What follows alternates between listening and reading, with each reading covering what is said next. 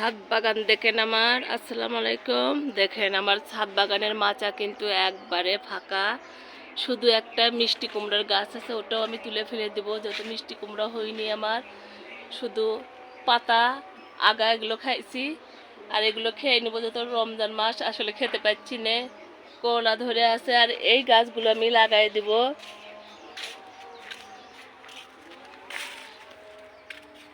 অনেক সময় দেখা যায় বীজ থেকে হয় না, তখন কিন্তু আমি কিনে নিয়ে এসে গাছ লাগাই, যেহেতু আমি গাছ প্রেমিক, সেটা সবাইকে একটু বললাম। এই দেখেন রমজান মাস থেকে ঠিকঠাক মতো খেতে পারছি না। দেখেন অনেক কিন্তু করলা ধরছে, করলার চারাও আমি কিনে নিয়ে আসছি, সেটাও দেখায় আপনাদের। দেখেন ছাদ বাগান কিন্তু আমার একবারেই ফাঁকা,